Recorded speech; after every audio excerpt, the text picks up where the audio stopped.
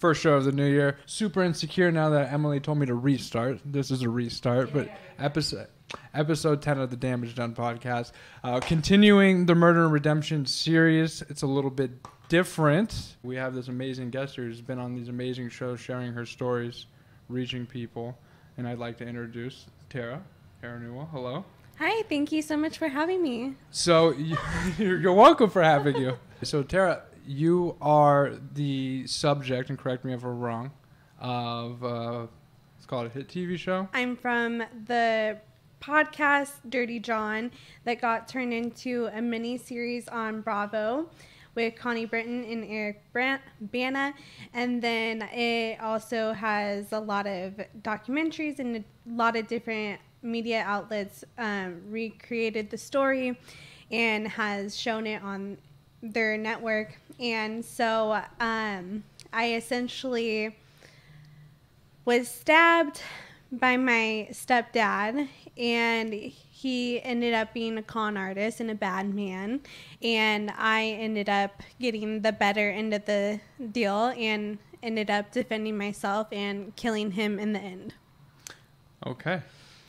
That's a much better introduction than I could have given. So take it back to the beginning of that. It's I'm sure you're asked this a lot, but I haven't asked you it. How did things start?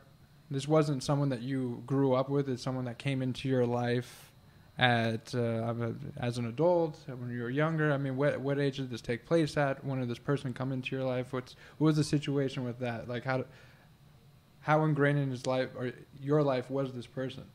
So I believe I was 24 at the time, and I was living in Vegas with my boyfriend at the time. Mm-hmm. And my mom met this guy online. She thought he was just like the greatest thing. And so I came back to California and I stayed with them, and I just met this guy, and he just like didn't seem like the greatest guy to Really? me.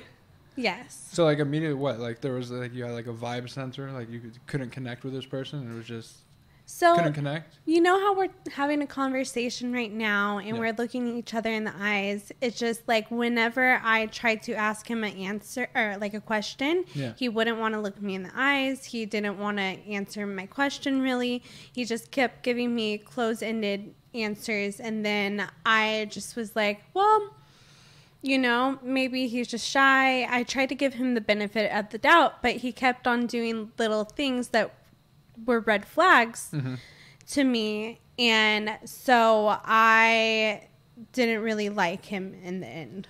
Sure. Did you have like in the beginning of first meeting him, I know when my parents got divorced and my mom, got remarried and all of that, I was like a hothead anyways at that age. But I like never gave the benefit of the doubt to my mom's, new husband. So it sounds like you were trying to give him the benefit of the doubt, but did you ever get defensive that someone else was with your mom, or did you not come from that kind of standpoint? So I'm not going to lie. In the past, I have given my mom's boyfriends or ex-husbands hell in a sense. Really? Yeah. Yes. No shit. Yeah. And Me too. you want to get rid of them, and you're like, Yeah, it's like, who the hell are you? And Yeah. why are you here? And why Right? are you like trying to replace my pops? Like, it's never going to happen. right? And why are you trying to have authority over me? Mm-hmm. And it's just like, that's just a complicated situation. And there's always a dynamic. But in this case, I was, I think, 24 at the time. Yeah. I was on my own. I myself was thinking about maybe getting married at the time. So, Sure. I'm pretty set on my own, and I want my mom to be happy because it's like we're all her children are kind of doing her own thing now. And so it's like, I'm really not seeing her every day, in the past in high school and Sure. stuff. Yeah, I came to terms with that same feeling. Seems like you had a more mature kind of already thought process at 24. I was just like, you're ready to get married. yeah, You're set in your ways. Definitely. You're chilling. My parents are divorced too. It's a little different. I think I gave them hell as like a young kid, and then I used the step parents. You can't have authority thing over me as I got much older. When I started just trying to act out and whatnot, so it was a little different. But back to your point you were trying to make. So with this individual, you said you had given some people hell in the past, but with this particular individual, it wasn't like that at all. There was none of that. Not really. I only met him like 2 weekends really in a row. Okay. And I went and I stayed with my mom, and he kind of moved his stuff in, and I didn't think that she was living with him. And like quickly after getting together? Yeah, like 3 months. Just, hey, this is where I live now. Well, okay, so she was living with my sister. Okay. And then my sister hated him, and my sister didn't want him around. And my sister is a little bit more vocal than I am. So my mom moved out, and she just like got this new place, and then he kind of just like moved on in with her. A little too fast. So was that also a red flag to you? That like, okay, this guy doesn't look me in the eyes. Oh yeah, he's little major. Funky, and now all of a sudden he's just up in here, just living, just taking ownership of like not ownership, but like just planting his flag. Like this is my domain now. Oh yeah, 100%. He's like taking control over the territory and like establishing his ground there, and that makes him feel secure in that relationship, because it's really hard to do that in a relationship that you've had for like a year, let alone months. Wild. Yeah, that's straight wild. Yeah. Truly insane. So at that point in time, again, they were just red flags, and then not just red, they were red flags, where you started giving him the benefit of the doubt of just being shy. So did that start escalating where you're like, now this guy's weird? Like because he just tried to claim this domain, did your thought process start changing at that point in time? Well, okay, so I went grocery shopping for Thanksgiving, like the day before Thanksgiving. Yeah. And I also went to my sister's hair appointment, and my sister's hairdresser, who like saw all of us during that time. She was saying just like things about him, how like we don't know how we feel about him. It's weird that all of them? Like my mom and then my sister was there, or my mom wasn't there, but like she does my mom's hair. Got it. But my sister was there, and then I was there, and then she was doing her hair, and we were just talking about this, and it was just like super weird how he was using her car during this time when he said he was an anesthesiologist, because we're watching Grey's Anatomy and stuff, and these people on Grey's Anatomy have really nice cars, and like doctors have nice cars. So it's just weird to us that she would be driving, or he would be driving her car, Yeah, like the story didn't add up. Yeah. So was that the first of many things that started not adding up? Oh, yeah. And now you start going with the network of people, and they're kind of validating that things are not adding up. Is that essentially what's going on at this point in time? Yes, but then I went home or back to her place, and then I started just having questions to her about this. And then he came up behind her and started screaming at me. And then I got defensive back. Of course. I started screaming back at him. And I ended up leaving my house and not doing Thanksgiving that year with my mom. You didn't even. So you're planning to spend Thanksgiving, no Thanksgiving, because of it was like that big of a blow up. Oh yeah, and wow. My other sister wasn't invited either. It was just really a crazy time. And then that was the last time that I ever saw him before I got attacked by him. So when that go ahead. No, you go ahead. When that event happened, was it in Vegas or was it in Cali? It was in Cali. Okay. And did your mom like split up from him, or were they still together when this went down? So I literally ended up leaving the house, and she was there with him, and I was just leaving and like telling my mom like, well, I guess I should go, and I wasn't really being stopped from leaving after the blow up. Yeah. And then he just like stayed there. And so was your mom blindly defending him at that point in time, thinking you're just being a brat or something, like taking his side, like she saw no fault in anything, and so that was a lot of part of the discord or is it just the bad blood from the argument that kept you away at that point in time? So I was just really hurt that my mom took his side. Got it. And stayed there. So I actually ended up not talking to my mom, and actually, like, my mom helped me out financially at that time. And so I kind of just, like, was like, I'm going to do this on my own. You know, he told her that I only wanted her in my life for her money and stuff. So I was like, I'm going to prove him wrong in everything that he said to her and, like, to me. Really? Yes. So Thanksgiving passes. I'm sure there was some time in between that blow up and then the attack, correct? Oh, yeah. There was, I think, 2 years or a year and a half, something like that. So in those 2 years, your mother was with him the whole time? No. So she actually left once. Okay. When we hired a PI and my family found out that he was a really bad person. Yeah. So let's talk about that. So even before we finished, like, she left him, like, you guys hired the PI. People found out she was a bad person. Like, how did that decision come to pass? So we ended up not all getting along with him. Like, we all got in arguments with him, like all 4 of my siblings. So it was just like abnormal. Okay. And we were like, something's up. And then he got into a fight with my cousin. It was just, he was isolating my mom, and he didn't get along with anyone around her.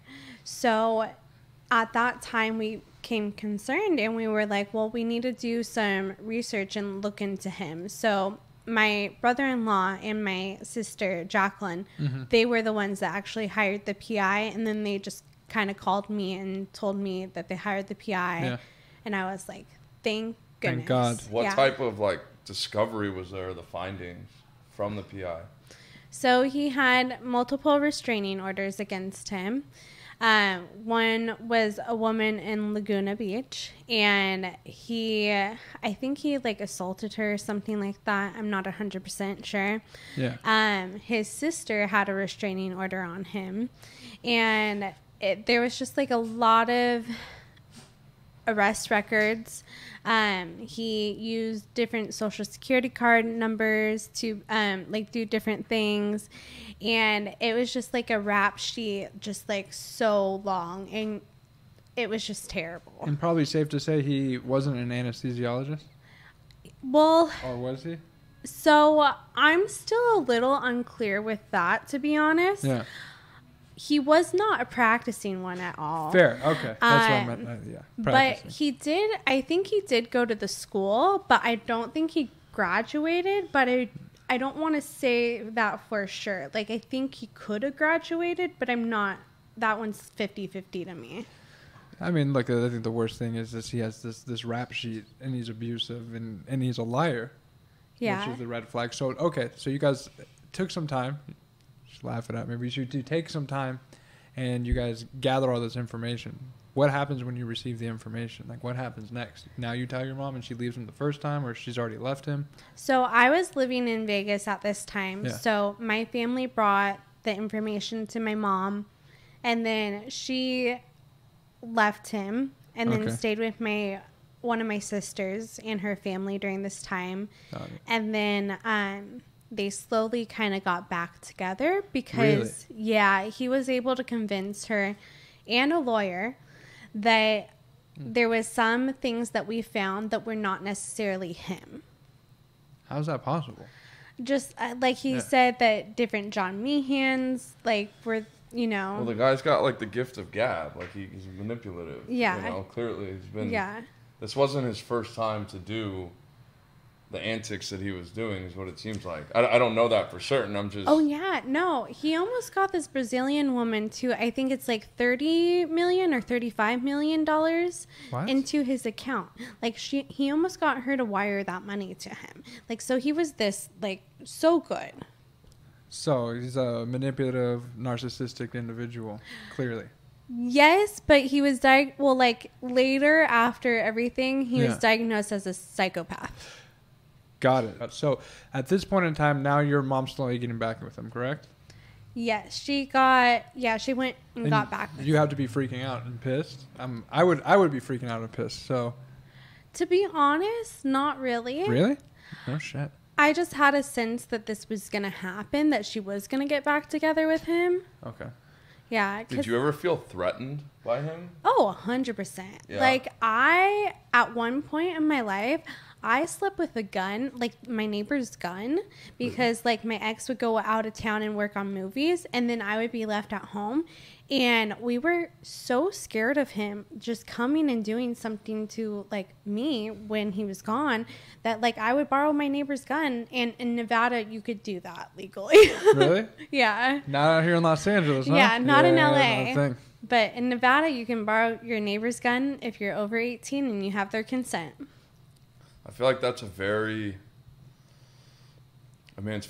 like, it's interesting because looking back on, I did like an intensive with a therapist, and there were a lot of traumatic experiences that I've had in my life that I just kind of comb over, being like an ex-drug addict and all of these other things. There's a lot of things that led up to shaping the person that I became, and a lot of it is from different traumas that were never really addressed or looked at because, like, you know, life happens and time goes by, but there are like events that have happened that, you know, really the only way to go forward is to kind of do work around those events. Have you, do you think that's true in your, journey and experience? 100%. I think that if you don't do the work, that it's going to lead to other issues, like eating, drug addiction, literally just like mood disorders too. It just leads to a lot of stuff if you don't take care of your trauma, because it's even if you think you dealt with it, it's held in your body. Yeah. So you need to do like a lot of body work and a lot of healing in order to, move on from that and to have better coping skills. And, when people use drugs and food and stuff, it's avoidance. It's escaping. Yeah. So it's Absolutely. just, you have to learn, how do I process through this right now? Yeah, because one of the exercises we did was to do like a trauma egg, and I never heard of it. And anyways, it was like looking back at your life and what events that you can remember, and then associating feelings that you had or maybe still have around those things. And I swear, like, so you color in each one, you put the age and about how long that has lasted. And my egg was like a rainbow on steroids. Like, there were just so many things in there that I'm like, holy shit. Like, I would have never, if I didn't meet this woman and do these things. And again, it's just the start of it. There's still a lot of things that need to get done to deal with that and work through it. But the first part of it is like acknowledging that it's there. Yeah. And I just found it like fascinating. I would have never have thought to have done that. Well, that's really cool. I like that exercise of like the egg and stuff. And I think that it's really good that you acknowledge it first and then, you deal with it. And if you look at a lot of people's lives, I think that a lot of people dealt with trauma that they don't realize sometimes because, we put the Band-Aid over it sometimes. Yeah. Well, yeah, and it's in my case, it was like a Band-Aid over a bullet wound only lasts so long. Yeah. And it seeps out in other areas, and those things get compounded because, again, it's just not dealing with unresolved issues. Yeah. And I think it manifests in everybody in different ways, but I think everybody as part of the human experience has these types of things in their lives. It's almost like it's guaranteed, I think. Yeah.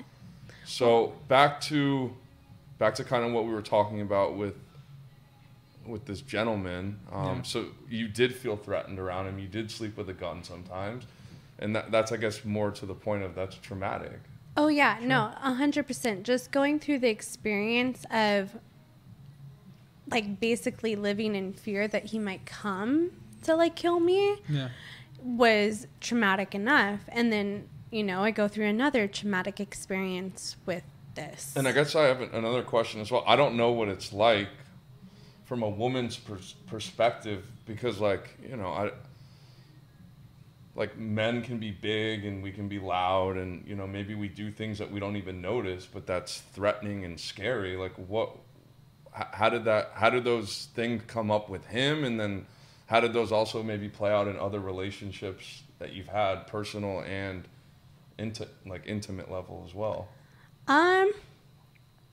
So with him, like just during everything, I mean, it was scary, but I was also kind of feisty.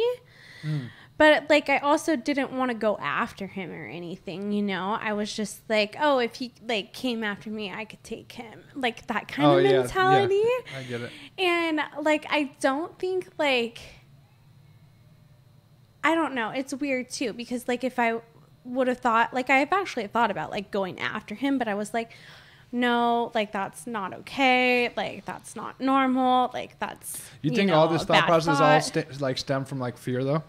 Oh yeah, 100%. Sure. And then anger too, that like he was taking away my mom, and that's like someone that birthed life into me, and that like, you know, he was taking away that figure from me. Yeah. But like he like hijacked her from you essentially. Yeah, but after the attack happened, I think that I was kind of in shock at first. So like those symptoms with like the relationships and stuff, I wasn't completely aware of that at first. Like I was still going to the bars because I was like, I want to have a normal life. Yeah.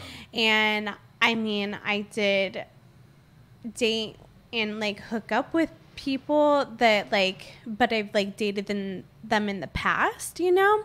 And it wasn't like, it wasn't a new person.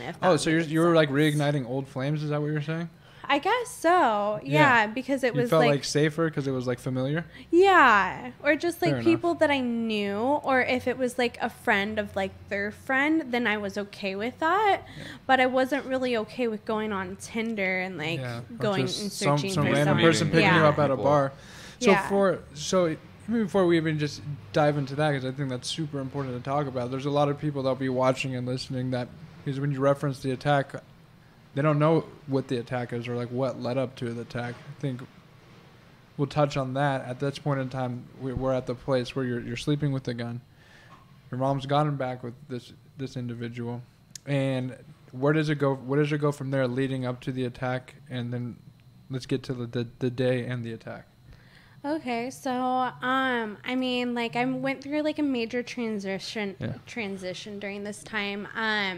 Me and my boyfriend at that time, we broke up, and then so I moved back. The one that you wanted to marry at that point in time? Yeah. Oh wow, that is a major. I was making fun. It's a major situation. Yeah, but it's like a major transition, and so you know a lot of hard things were going on, and so I literally moved back to California. I couldn't go live with my mom because, you know, she was with John. And so there was some complications with that. I had a little bit resentment against that because I was just like needing my mom at this time. Yeah. And so I ended up living with my sister for a little bit and then getting an apartment.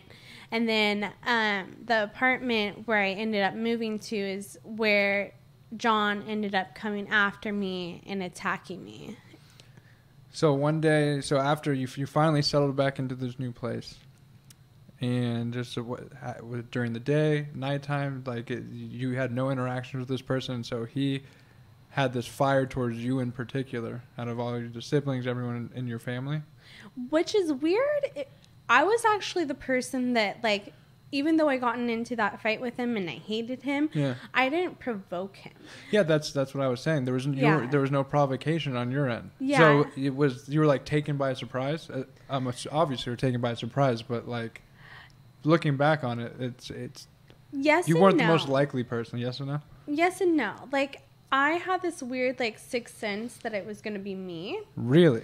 And I actually had a dream that I like was stabbing him when I was back in Vegas and stuff. Yeah. And so I just like, when he came, it was just like, my first like thought process was actually like, oh, not today. Because not today? Like when you saw him, you're like, not today? Yeah, I'm just like, not today, because I was going to the Jason Aldean concert that night. No shit. Let me ask you a question. Where, before you even go on, before the Jason Aldean thing, where is this taking place? In Newport Beach. So like in your apartment? So in the parking garage of your apartment? the parking garage is an open like structure. Okay. So it was like the first floor is like enclosed, but I was on like the second floor and it was all open. Are you coming home or you're leaving home? for So the I concert? just came home from work, Got it. I got off a little bit early, because he actually made an appointment to get his fake dogs groomed. Really? Yeah, but he didn't show up for that appointment. So I actually got to leave early. And I got home early, and that kind of surprised him because he was expecting me to be home a little bit later. So what do you think? So he was plotting like a whole different type of attack on you, and you kind of surprised him because it didn't go according to his plan. So I think that he was planning the same one. It was just I showed up early. Different time. Yes. And so you pull up. So you pull up to the apartment a little early, and you're in your car at this time, and you see him, or did you see his car before? Like what? So I pull in through the gate, and the gate's broken at this time. My dog is in the back seat because I work at a dog kennel, so he comes to work with me. Yeah. Mm-hmm. And he sees someone, and he starts going off on them, like just like The dog. Yeah, losing it on them. Wow. And I look over, and I see this guy with a tire iron, and I just think, oh, I think it's like a homeless guy, like whatever, Yes. you know. And I pull in and I park. I get out of my car, and then I get cash, and then I go to my license plate. Like I walk by my license plate, and then he grabs me, John grabs me by the waist, and then he looks me in the eyes and says, "Do you remember me?" And I didn't reply to him at all. I just tried to immediately try to run away from him, but I was unable to detach from him. And he kept on like just grabbing me and like covering my mouth so that I wouldn't scream and stuff, but I like bit him as hard as I could. And my dog's attacking his ankles at this time too. And then I ended up on my back, and then he was on his knees. And at this time I realized that like I was in a knife attack because he had the knife in a Del Taco bag. So like before, So he was stabbing you the whole time, and you had no idea. Yeah, but he like I put my purse up over my heart. Yeah. And I ended up actually only getting like stabbed twice basically, but like one swipe on the cheek, so like 3 times, but like this one on the cheek was like artificial, and it literally went away within like 2 days. It was like it barely like grazed my you. Grazed me. And I ended up stabbing him 13 times, I think. How did that come to pass? So he's how were you able to overpower him on your back like that? So that actually gave me the benefit of the doubt, because I was using my legs, and I was wearing rain boots at the time too. Yeah. So I had a larger surface than like, say, you know, high heels. Right. Sure. Wow. And I actually kicked the knife out of his hand, and then it landed on my right hand side. So I picked it up and just started wailing on him. Really? Okay. So I was thinking that what's it called? You might have like had your own weapon. Yeah, So it was I mean- his own weapon. So it was his own weapon. Oh yeah. So you got him with what he tried to get you with. Oh, yeah. That's some justice in my opinion. But Do you have like any training or like yeah, that's impressive. like self-defense, or was it just pure fight or flight and just I mean, the universe looking out for you? I watched a lot of Walking Dead. Yeah. Love that. And like true crime shows, and like not the real ones because like those ones scare me. Well, like only like John Benet Ramsey, and like It's you know fascinating. I am a true crime person, so Yeah, you are.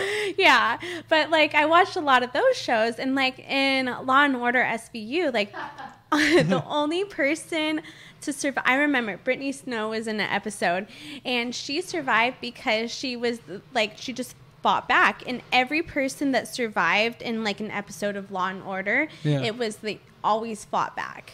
But you would be surprised, because I've been into some scenarios where like it's fight or flight, and not everybody fights. Oh, Some yeah. people freeze up in Oh, yeah. moments where it's like, if you didn't like I was in a car once where a kid had, and this is a different situation, but our lives were in danger. You know, he was having respiratory failure at the wheel, and he was having an overdose, and we were in a Tahoe, and his foot was on the gas, and it's 7:30 in the morning, and we're dropping off some girls at their house in a residential neighborhood, and we're starting to plow over brick mailboxes and like leveling them like they're nothing, and he's turning the wheel now, and we're going up a grassy patch. We're about to run through somebody's home going 65 miles an hour. And I'm screaming at my buddy. I'm sitting right behind the kid that's driving, that's having the seizure. I'm screaming at my buddy in the front to pull his fucking foot off of the gas and to do something, and he's not. So I undid my seatbelt, and I'm like, we're already on this person's lawn. I undid my seatbelt, and I reach over and just throw the car into park while I'm like trying to rip his foot off the gas, and lo and behold, like we're 5 feet from the doorway, and the car's making all these crazy noises, and there's, you know, leaking whatever fluids. But it was like a moment that I saw. There's 4 other people in the car, and nobody's doing anything. So that's I had that like reference there, and it was, people panic. Yeah. So I'm glad that you somehow were able to muster up the courage to. Well, I'm happy you did that in that circumstance too, you know, because like, you know, people do go into freeze mode, and luckily in our situation, we went into flight and we acted, you know? Absolutely. Yeah, you acted. And not to make a joke of it, but do you really think, like you're saying, watch Walking Dead, I watched Law and Order, like having your mind go there because your mind was there at some point in time overrode like you freezing up, and that could have like saved your life? Well, yeah, because I watched it like three times a day. That's what I'm saying. You might have known I need to fight back. I need to put my purse here. Like, that's like some real stuff. Well, and then like when he was falling on top of me, I like held his head so he wouldn't bite me like a zombie too. Oh my God, really?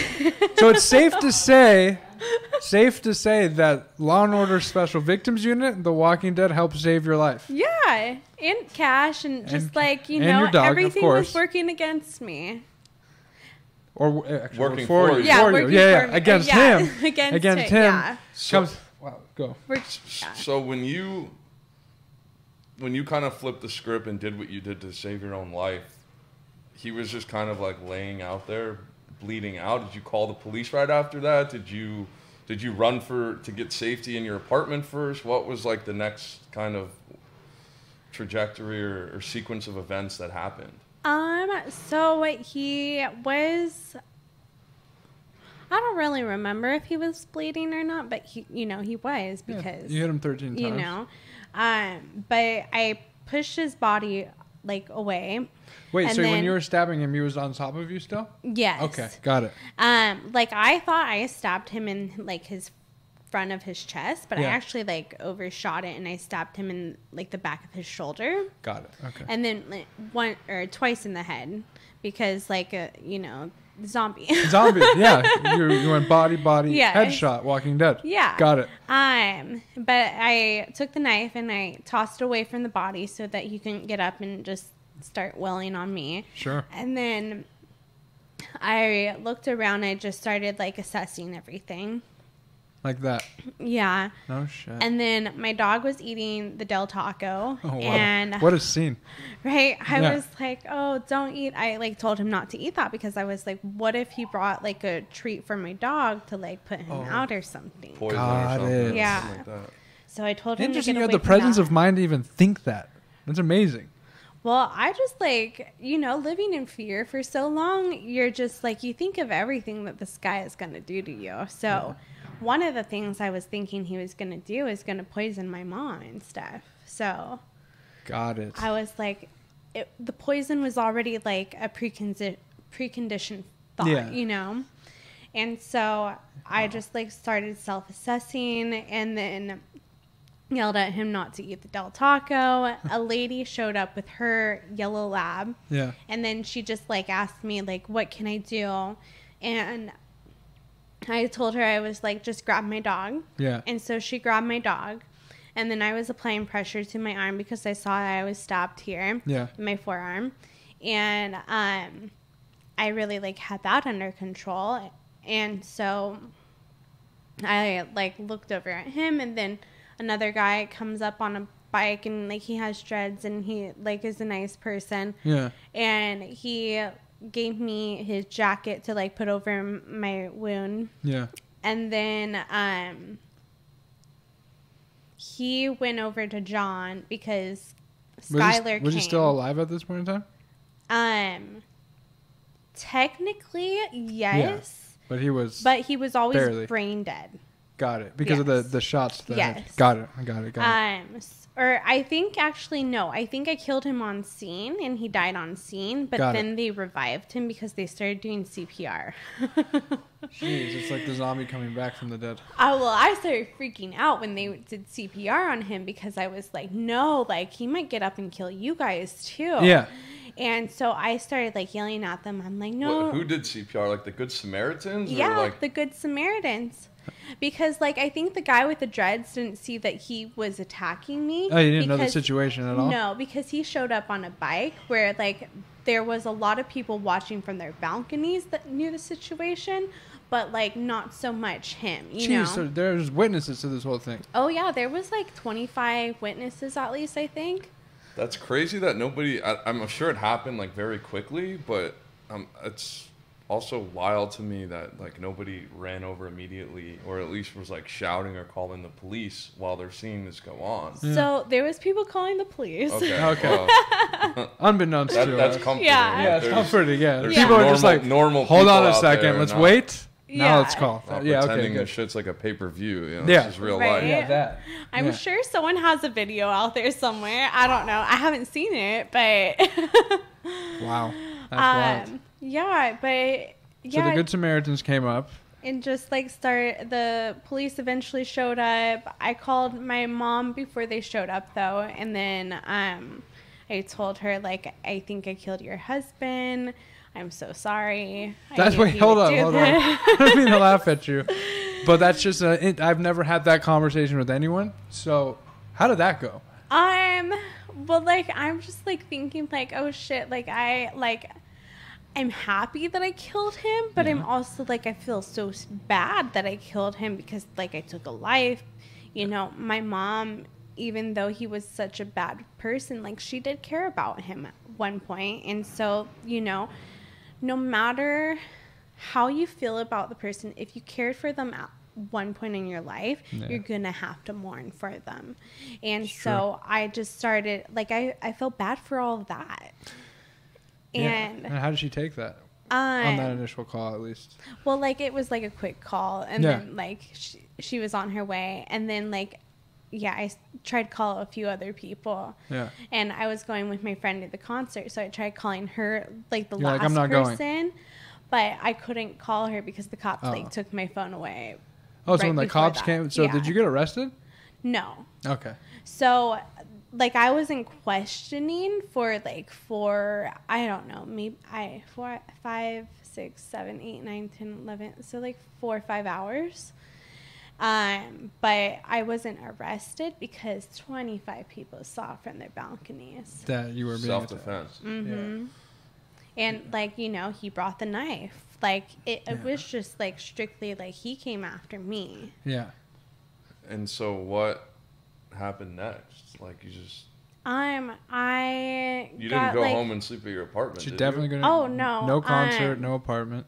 Yeah, no concert. Although I did ask, I was like, do you think that we're going to be able to wrap this up in time to go? No shit.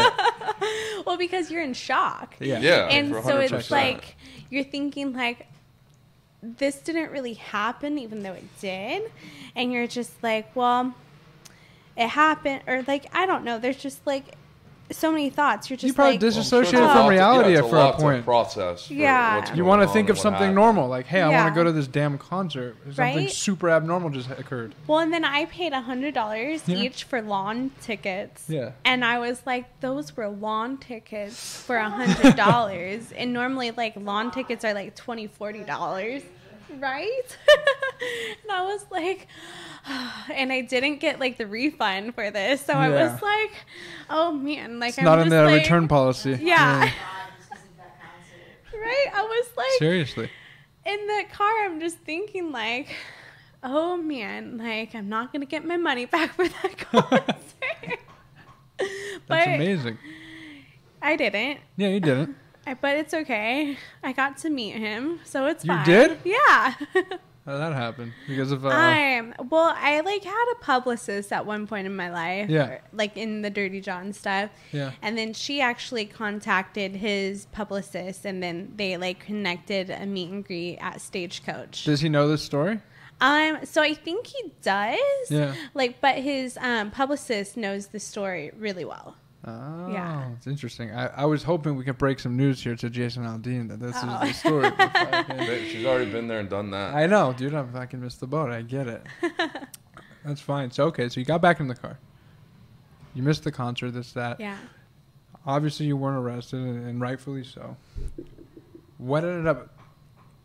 How did you get to a place where you're now able to help people? I'm sure it took you some time to talk about things, because you talk about here, you're able to make light of certain things, you're able to open up and like speak confidently about it. I'm sure that wasn't always the case. I'm going to take a guess and say it wasn't always the case. No. I had to do a lot of recovery work. I actually went to Texas in Austin. Shout out Texas. Yes. And I got with a great therapist there. I actually, like, during this time, I'm, like, not so much involved in the church anymore. I'm more so spiritual. But, like, at this point in my life, I went to church, like, 3 times a week. Yeah. And I really got a sense of community and just, like, a great support system around me. And so I was really able, and I did EMDR therapy. That was super important. Yeah. What was that? Is that what you wanted to talk to her about? Is that the one? Yeah, EMDR. It's I got it pulled up here just so I remember that. Eye movement desensitization and reprocessing. Yes. And that's where you essentially replay the traumatic event that happened. Yes. So I'm curious about that. So basically, And how does that work, and what was the trajectory of like time that it actually took effect, and what is that? He wants to know everything. okay. Because I think so, it's fascinating. Yeah, no, I really do. So I actually started it in Irvine when like a month or 2 after my attack, but my therapist wasn't the best therapist. Just not the right fit, you know? And so I really didn't process through things with her that well. But I did like start out processing through a shot because I freak out when I get shots.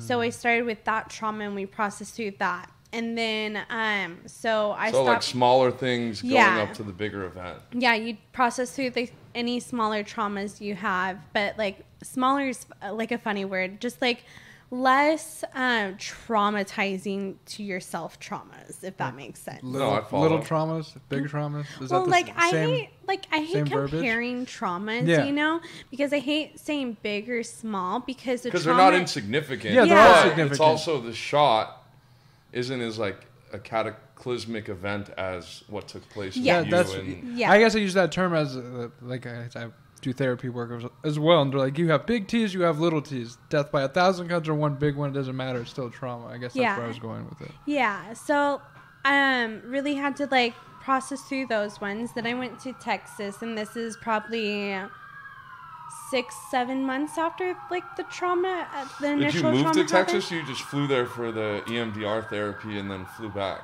So my sister, I have a sister that lives in Texas, and she actually took time off of work during this time. And so she was like, come out here, I'll help you. Like, we'll get you set up. And then, so like she got me set up with a therapist, and I was going twice a week doing an hour and a half sessions just because like she wanted me to have more time to process through the events and stuff. And I saw her probably for 4 or 5 months straight and doing like every, twice a week for like that amount of time. And like at the end of that, I felt like I was completely healed, to be honest. But what transpires in the therapy? There's like eye movement, there's tapping. Like what type of technique and how do you implement in working through that? So there's a couple of different ways you can do EMDR therapy, and it's you always go through the attack or the trauma or the trauma, just the bad memory, Yeah. and you can either follow like a finger with your eye, and you just like go through the attack, but you don't like talk about it. You just like think about it in your head. You're visualizing it. Yes, and then you just go with any thoughts and feelings that like may come up from that. And then you like get to a place, you do this for like probably 30 seconds, a minute, and then you stop, and then you say, okay, like what has come out for you? And then a lot of the times, like your brain will just register. For me personally, it registered different traumas to each other. And it's funny because like you feel the same way with some things, but for me, in order for me to really heal with my trauma, a lot of it was rooted from childhood. And then, you know, because my mom did choose this guy, I did have a lot of trauma rooted from her. So I had to learn how to basically accept my relationship with her, because she, like, I love my mom, you know, she didn't try to put any of this on me, and she's gone through her own trauma herself. And actually, like, why I believe I have trauma is because it's like a generational. He can't talk. Generalization? No. Generational. Okay, yeah. I don't know. Generational Thank trauma. you. Yeah. And because she didn't deal with her trauma, she passed it on to me. So, you know, I really love my mom, but I had to come to that understanding and to accept that. And it's funny because you all kind of connect the dots in EMDR, and then it's like you also process through them where they're not as strong.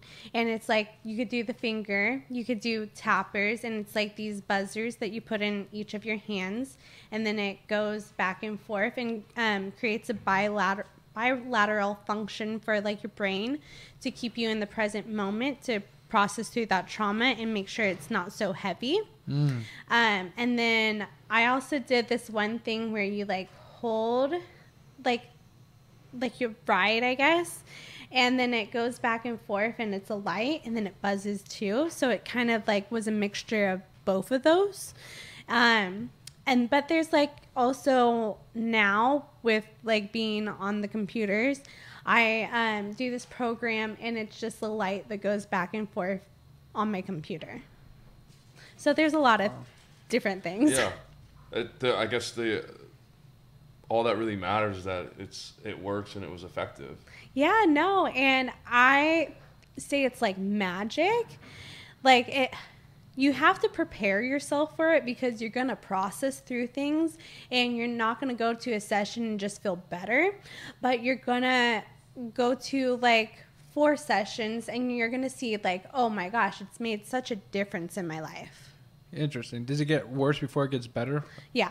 For sure, it has to. Oh, yeah. Because it's probably super overwhelming. Yeah, but a good therapist will always like piece you back together in Before a sense. you leave? Yes, Yeah. because if you're leaving like emotional wreck, then you're kind of just like an open wound. And if like someone says something hurtful to you, you're not gonna deal with Cope with it properly, you know? right? Yeah. So you have to like be put back together. Well, yeah, because then you got to go out and live life. Yeah. Right? And yeah. that makes sense. So, first of all, it's an amazing, like, it's just an amazing story, and then how you dealt with it too is like, I really, you know, my hat's off to you. It's endearing and it's empowering. Do you also feel that your story now is empowering for others? Like, what's the feeling of like telling your story and sharing it, and then, you know, getting through kind of the attack and what happened, and kind of like what you've been able to do now? So I feel like like at first it was more so cathartic, just to share my story and to have people believe me that it happened. But now it's more so I keep on doing this and talking about it, because every time I share it, someone listens to it. And a lot of the times there's so many people in toxic relationships, and Sure. they listen to it. And I've had so many, like thousands of messages from girls or like even men, saying that they left their toxic partner. And so like that's why I do it now, because like it makes me feel good to help people and to know that like I'm making a difference somehow. Sure. Beautiful. You are. You're probably saving people's lives. I mean, whether they get attacked by their significant other, and God forbid that sense, or they live a life of just being miserable and then never fulfilling any of what they want to fulfill in their life. That's truly incredible. Well, and thank so you. now you continually do this therapy that you guys were just discussing, correct? Still to this day, or did you learn it, I guess, different coping mechanisms and methods of growth since then? So right now I do a lot of talk therapy because I don't really feel triggered with a lot of stuff. Sure. There may be like if like something happens, like I get grabbed at a bar or something, which is very unlikely to happen right now. At least in Los Angeles, right? Yeah. So if like say that happens and I get triggered and I like freak out on the guy who does that, then like I'll have bad dreams and stuff, and then I need to go back and do EMDR, and then I'll get to a place where I process through that again, and then I get to a good place where I feel better and like not 100% healed, but if that trigger comes along, it doesn't upset me. It just like it's okay. Well, I think also, I mean, you have the tools to deal with those things. Oh yeah, like I've learned a lot of different cognitive techniques and stuff. Sure. Wow. And so you have your own podcast and everything now? Or, yeah. It's called Time Out with Terra. It's like I have on a lot of people. I've kind of taken a break from it like this moment, but I have like 5 podcasts to edit and like throw out. Yeah. 5 episodes, not 5 different shows. Okay, no, like I think I have 36 episodes out right now. Yeah. But it's more so like a fun episode or like a fun podcast where, you know, interview people, celebrities, comedy people, comedians, my friends, influencers, and life coaches and stuff. And I talk about like what a major part of their life or like what they do if they're like a narcissistic like specialist. Then I'm like, I want you to talk about that. And then I usually do a segment where it's called Dirty Dates, where we talk about a bad date they had. Oh, that must be fun. Yeah. And then I kind of like analyze it and I like say like, oh, like that's a red flag or whatnot. And then it's kind of fun, you know? There might be some pissed off boyfriends or girlfriends after hearing that. They're like, how was the red flag date? I haven't heard any. Oh, really? Got it. And like, I think I've shared one on there and I haven't heard from him yet, but fair enough. I blocked him on a lot of things, so that might be why. Right? That you haven't heard from him. But I'm like friends with like 3 of his ex-girlfriends now. That's interesting. Yeah. Didn't see that coming. He was like a complete like narcissist. And like, okay, so I dated him for like 6 months, but we would only see each other like once a month, and that was so weird to me. Yeah. It's weird to me too. Yeah. And then he was like an actor. Right. But then he like also did Uber Black and stuff. Yeah. We believe you. Yes. Yeah. But he like said he was like a legit driver and stuff, and he was also like a director, but he like created phony accounts to like try to get girls to audition for him. And then I like me just like doing what I do, a girl messaged me and then just told me like, hey, like this guy you're seeing is like not such a great guy. And then I was just like, who could she be talking about? Because I wasn't like, I was, you know, dating him, but like only seeing him like once a month. Yeah. And then I was just like starting to really get over him. Yeah. Because like I had a puppy at the time and he was over and we were just like watching a movie and she was biting him because she was a puppy. Yeah. And I taught him how to like pressure train the dog. And he did it, and then she yelped, and he didn't let go. And I was like, you could let go of my dog now. Yeah, I'd say so. And it was just like, that to me showed a complete lack of empathy. Yeah. And that was scary. And like, there was some signs that, like, you know, he was not the greatest guy, but that I was just like, yo, like, F this guy. Yeah. Truly. And then, yeah, this girl told me like so many stories about him, and I was like, yeah. oh, like, thank goodness, I didn't, like, we just kissed and that's as far as we went. Yeah. So I was like, oh, like, thank goodness, like, I got out of that one real quickly, you know? Yeah. But it was like, because I did listen to the red flags, and I did, you know, I You did acknowledge them. tell him to go away. Yeah. And he went away, thank God. Yeah. So you initially, I want to drive back into how you even got to a point where you can even see people, because I know before we talked about the attack, we were talking about kind of how you were choosing relationships, right, with people you would know and not be random people, I guess, right? How long did it take you to get back to, I guess, let's call it a place of normalcy? I don't know if that's the right term, where you're able to, again, to like put yourself out there and start accepting people into your life in that sense. Did that take a while?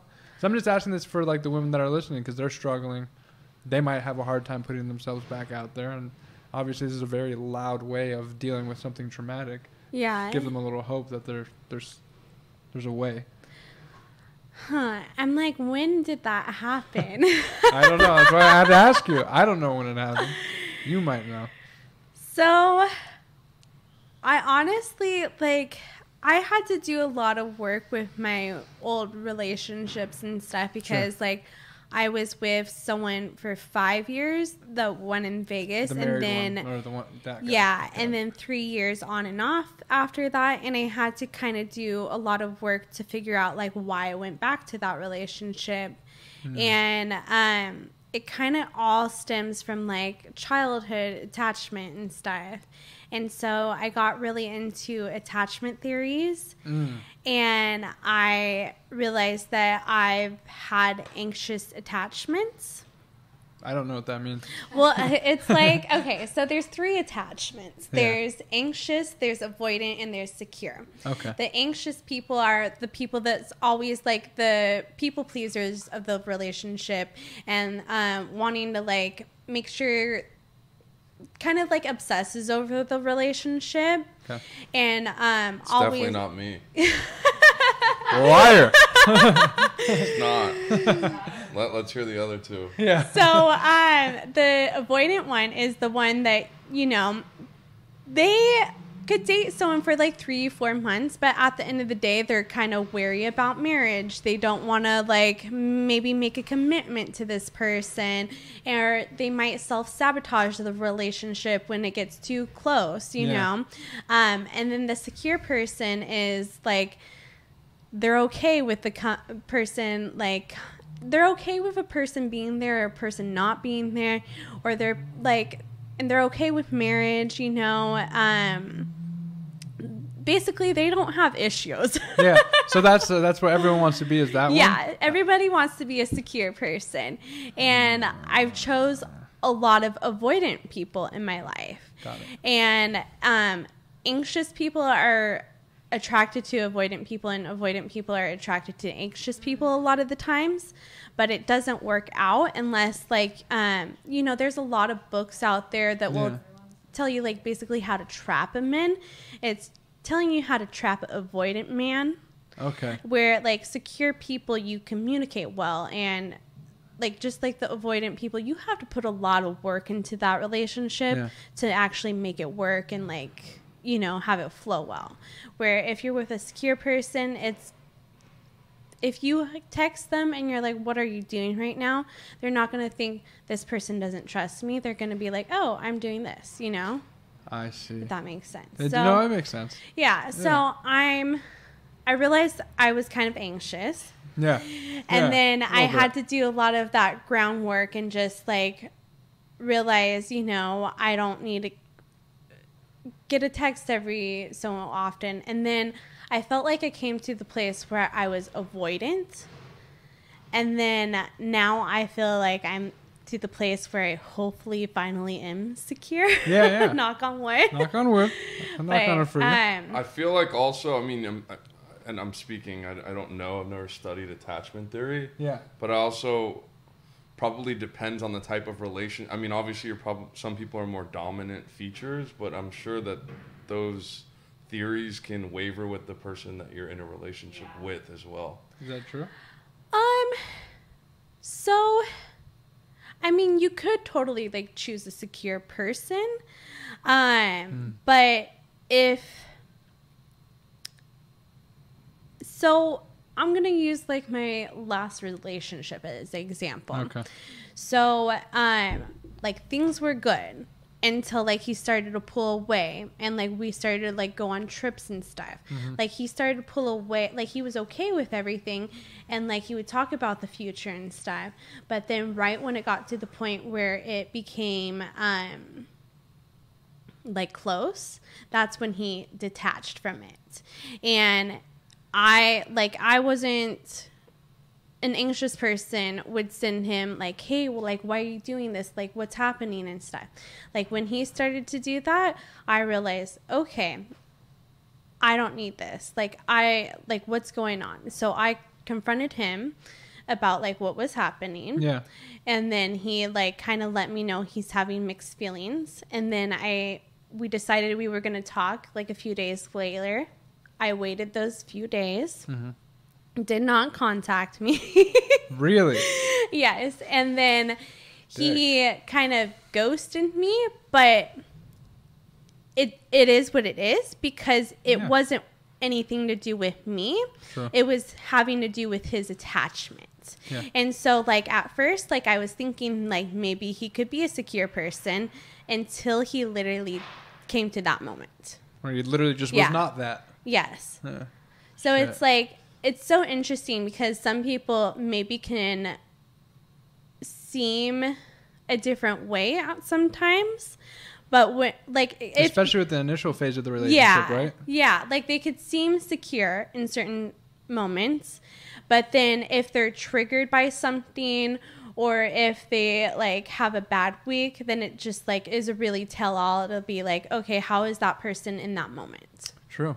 I think it's a good tell when you see someone get angry for the first time, or how they deal with things, how they lash out. No. Oh yeah, usually that's everyone's so on true. their best behavior. Yeah. Very much so. Yeah. Yeah. My mom always says that. Or like you said, when they're having a bad, when things are relationship, not see going their somebody way. Yeah. Yeah, that can happen. So a common question that we kind of always ask our guests that come on the show is, how do you, or how have you found, or what things in your life give you meaning and purpose? Well, helping others. Yeah.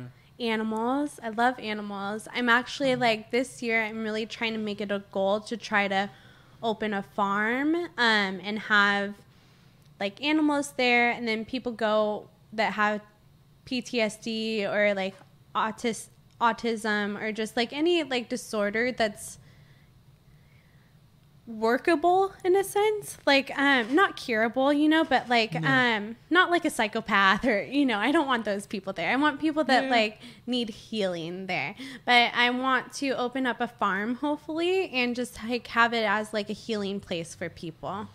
It's beautiful. Yeah. Thank you. It's amazing you got to that place. So hopefully soon. Well, day by day, little by little, I guess. Gotta find an investor. I think you have what it takes. Question here is how did you even get into a mindset where you want to help others? You want to open the fire, everything you just spoke of, because you have this traumatic experience, you do this work on yourself, and then you start receiving, let's call it media attention. You've been on, like, I try to make that terrible Dr. Phil joke at the terrible opening of the show, but whatever, you've been on Dr. Phil, you've been on many major shows. Like, a lot of people, they can get involved in ego and just rest on their laurels and just try to cruise through the rest of their life all about themselves. And I do not get the sense at all that you're just all about yourself. I mean, you're clearly communicating what you do is help other people. Like, how did you deal with that initial? Was it just quick overnight? Like attention, show. Like how did that happen? Well, like the podcast came out, and then so someone made a podcast about you. Yes, the LA Times did. Really? About the attack and the whole story? Yes, and that's what like kind of started everything. And then, well, I think we were on Dr. Oz like before that. I don't know, but that was like around the same time. And then, and sorry to cut you off. How long after the event did this attention start coming? Ooh, Did you have any time to heal in between, or was it pretty quick? I would say like a year. Okay, so you had a little time to heal. Like a year and a half, yeah. Maybe it well equipped you to deal with it. I'm not sure, having that year buffer. I guess, yeah. Possibly. Well, like so like when I first started out, like talking to Christopher Goffard, who like narrated the podcast and stuff. For the LA Times. Yes. Okay. I could not sit still. I could not, like, there would be a noise over there, there would be a noise there, and I would be like losing my shit. Really? And You can cuss on here. Okay, We say bad words all the time. We say fuck, shit, motherfucker. I mean, Okay. it's on YouTube, Spotify. It's all good. Yeah, Yeah. I would lose my shit. But then I think, and that was like probably 8 months. I don't know. It was like right before I went to Texas, though. Got it. Or no, it was, I came back from Texas, like, for like a little California break. You got it. And Okay. that's when we met up with him. And then I feel like 2.5 years is like when the show came out and stuff, or 3 years after that. I don't know. Around like 3 years, 2.5 years. It kind of all mushes together. Sure. But so it was the first thing, it was LA Times reaches out. We're doing a podcast. Yes. Probably, I'm sure they did more of a discovery process than we did doing a podcast episode with you. So there was probably some questions before, and then you came on to talk like this. Not exactly. Yeah. So it was going to be a series of articles, which it ended up being, but Okay. it also came into a podcast also. I got it. So it was just like interview after interview. We've had so many hours of interviews. Yeah. Like, he interviewed like some of my best friends at the time. He interviewed like people that are not in the podcast. Like, he interviewed like a lot of John's victims, like even girls that are like not known and stuff. Like, Christopher Goffard knows way more than I will ever know about John. Yeah. And that's okay. Yeah, that's fine. I'm sure Yeah. you prefer it that way, yeah? Yeah, he can hold that knowledge. Yeah. So, wow. but it's like, I think 3 years or something 3 like years. that. And then it's just, So that podcast came out and then took off. yeah. That one. And then you got into a position where you need a publicist and a show comes out. Were you consulted on the show, or they just took it from what they knew about the podcast, or like were you pretty involved in that? So we sold our story rights for Got a it. certain amount of time to them. Sure. And they consulted with us, but they technically, the LA Times owned the rights Yeah, to that's our what I was story. thinking. Yeah, got it. Because it was a podcast, and we spoke on the podcast, so they So it own was- that. Yeah, that was their rights. I get it. So they actually sold it, and we were lucky. Well, like, I think we should be involved, absolutely, 100%. but we were lucky and fortunate that they included us in it. Of course, I agree with you. I just want to know, I guess, more not about like a financial windfall, this, that, or what. I was more thinking about just kind of like where your mindset was at. Because again, you had a lot of attention, and all of a sudden, there's a lot of people that get attention. There's the Catch Me Outside girl, the this, the that, and they're just, you know what I mean? I'm not saying, I'm not equating you to that. I'm just saying these quick fucking things, flashes in the limelight, and like you have a bigger purpose. Like that's very admirable and impressive to me. Thank so you. I'm to demonstrate like your thought process, how you went through that for people watching and listening, to take a lesson from you. I guess call it humility. I don't know what you want to call it, but you have clearly have that to be able to be like, you. yeah, I'm good enough to come here, share my time with us. And I'm able to want to help people do this, yet I have this platform. I do that. It's super impressive. How is that? I still don't understand how that's possible. Did you struggle? I guess that's a better question. Did you struggle? Oh, I absolutely did. Yeah.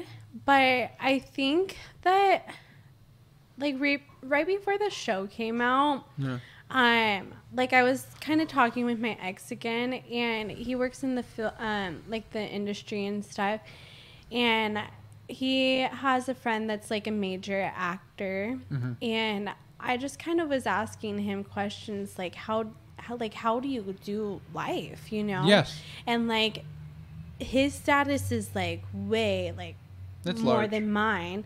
But like I was just like, how do you do this? And he was just like, honestly, you just have to like do it. You have to not care. You Were have you like, to what just the F like, does that mean? yeah. And you have to just like wake up and like be like, take a look in yourself in the mirror and just like be like, okay, who am I as a person, and am I being that person today?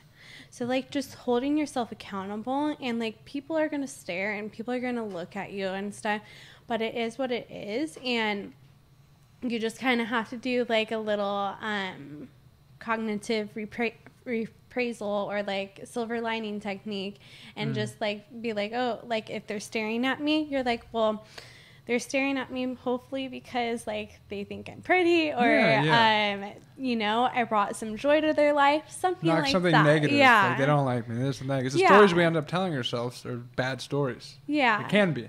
yeah, Unless and, you're reprogramming your mind in such a way, Yeah. like you're saying, right?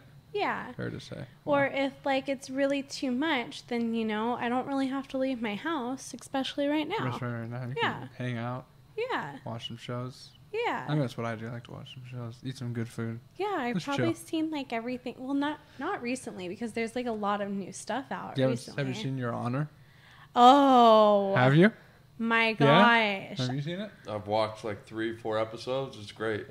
I can't with that. Well, like it's so good. intense, it's so man. It good. is intense. It's But so many thoughts about that show. It's like Yeah. you're like, I can't give away the like story, but it's Yeah. just like these are good people, and it's like, what would you do? And it's like, I right. don't know. Well, It's like that I'd lie for my kid. morality Yeah. that comes in.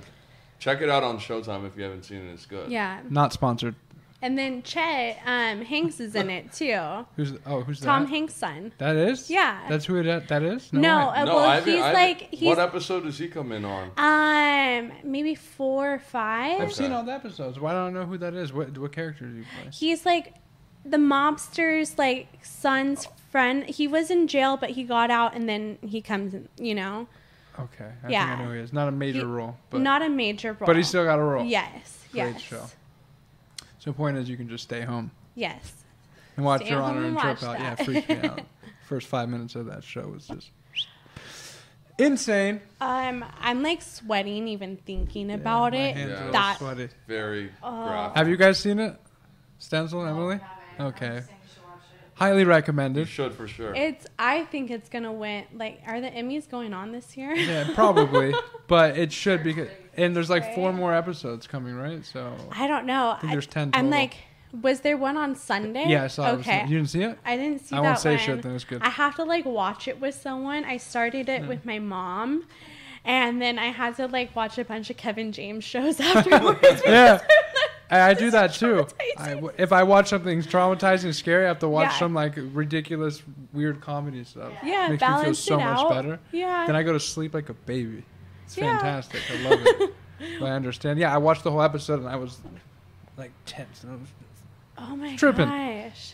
the last one. Don't I've you tell me only what? seen like I saw the look. You first should. You 3 guys or- should have seen. You can see the look he just gave. It was I've only terrible. seen 3 or 4, so I don't know. There's 7 or 8 out right There's now. 6 out, and the 6th one's nuts. Oh no. Well, like the last one, how it ended, you're like, oh, he's gonna come get him. I'm not gonna say anything. Don't bring it out of me. Okay. You haven't seen it. Okay. Just watch it. See, should we cut us a check? Cut us a check. Okay, so yeah, so now, other than enjoying the show as we just demonstrated, we do enjoy it. Your life's work. I mean, you are life coaching. Is it Yeah. that's my understanding. That's what I want Yeah. to touch on and close with. Is your life coaching? I think it's the most important because you go through this. You somehow know how to survive by default, which again, we'll make the joke about you. Walking Dead, SVU, this, that, whatever. You survived, made it through. You've learned this type of therapy. You receive limelight, fame, and it still doesn't get to your head. And now you can help people along the way. What does that look like for you? Like how do you interact with the people you work with? So my coaching clients, I do 25-minute Zoom calls with them bi-weekly.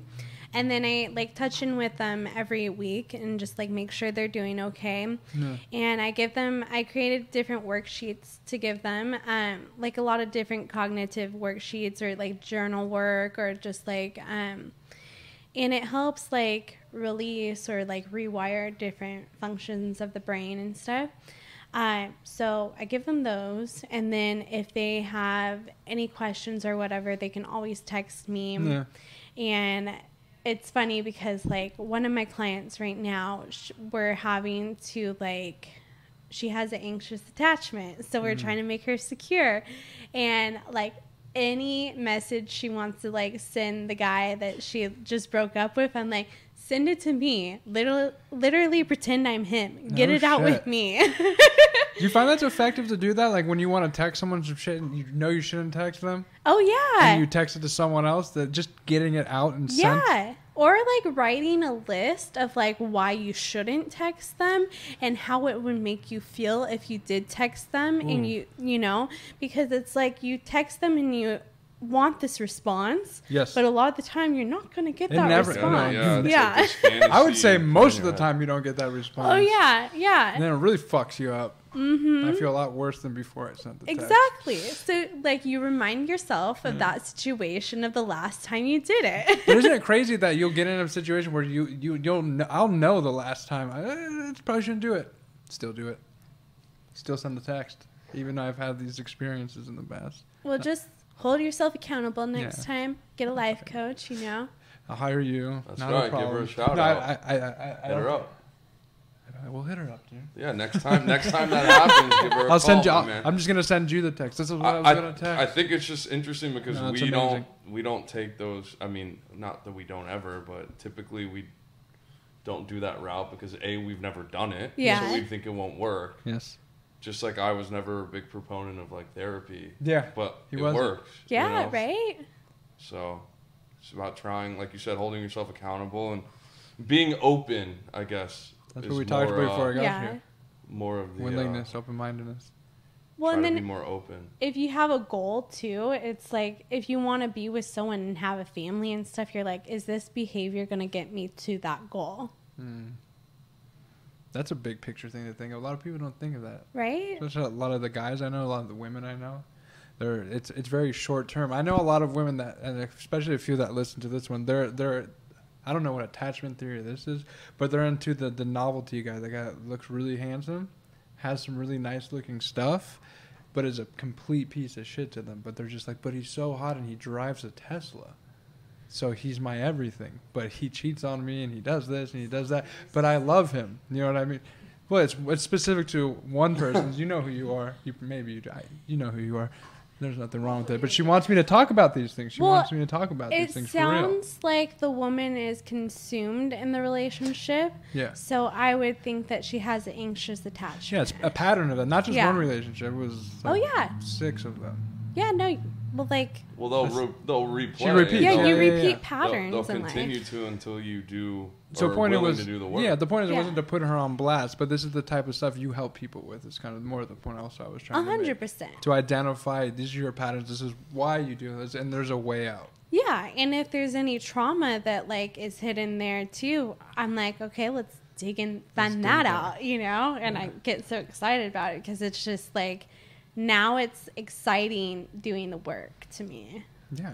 Well, you're like precipitating massive change in someone's life by uncovering this. So that is exciting, especially like. But Shane, very good. I don't know if you know the backstory. Very dear friend of mine. We went through treatment together, and then he became a sponsor, taking me through 12 steps of Alcoholics Anonymous, and like he helped turn a light on in my life, which is put me in a position to do my best to help others with that. And when you see people going from living one way with their posture like this, eyes down all the way, to all of a sudden facing some things and having some light, it's a pretty nice, empowering, fun. I don't know, whatever positive adjective you want to use. You have more extensive experience than I do in that situation, but I'm sure you would agree.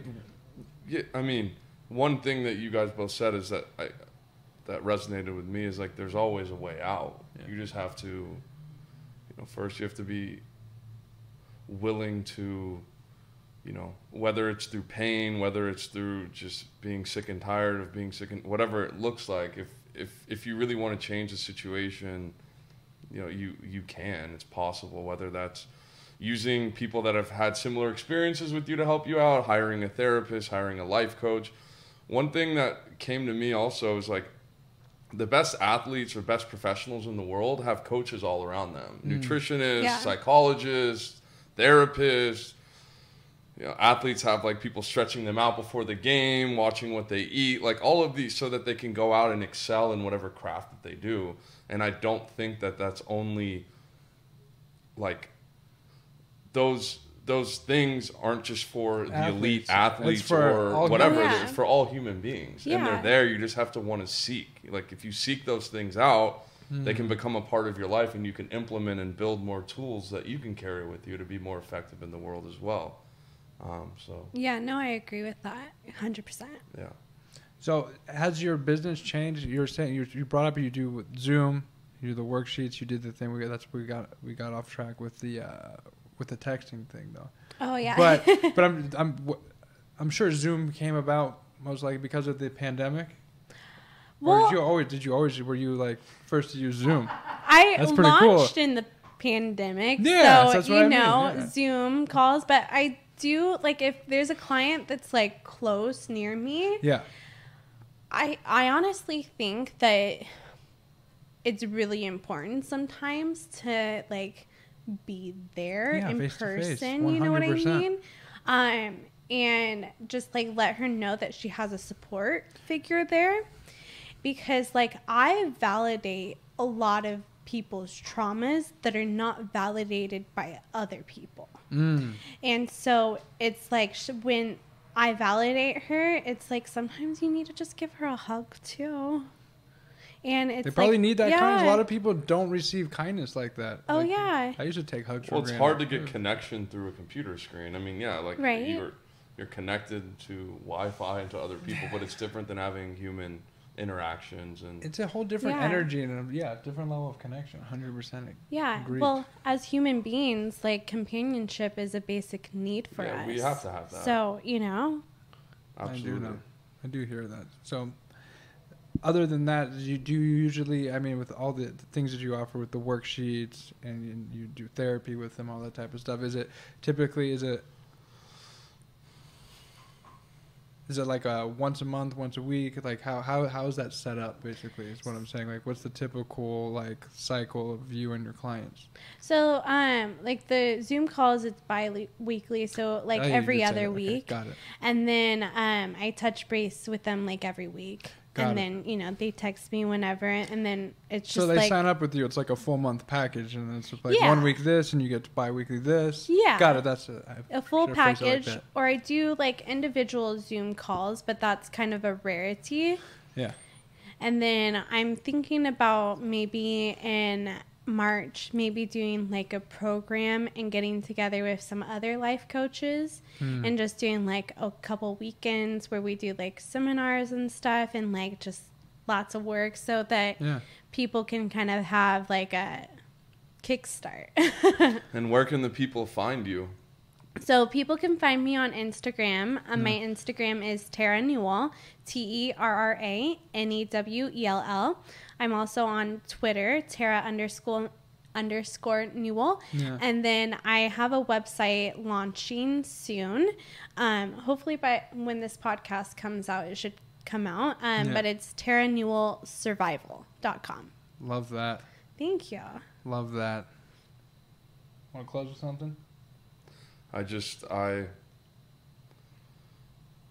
want to recognize you and acknowledge you and thank you for coming and sharing your, very profound and amazing story. And, I'm grateful for meeting you and hearing kind of what you went through and what happened and the steps you took to kind of overcome those issues in your life and kind of what you've blossomed into now. It's truly, you're going to get the farm one day. Thank you. You're going to. Sure. You're going thank you to. Guys. That's right. Truly like, kind. For sure. Yeah, I truly mean it. Thank and you. I do thank you for taking, again, for you to come here and be with us and share this.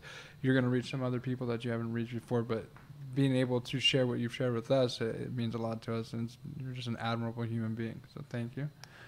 And I hope everyone watching and listening enjoyed. I hope Emily Stencil producing this enjoyed it as well. I know Melly the puppy on the floor, she enjoyed it. And yeah, we have some amazing stuff coming up in the next couple weeks. And I hope you guys enjoy this. Make sure to like, share, subscribe. That's a wrap. We done. We good? Yeah. It was a fucking rough start. I fucked it up. I botched in the beginning, but we fucking started rolling. I'll tell you that much. That's how I felt. That was an amazing episode. Yeah. We got rolling. I was like, fucking.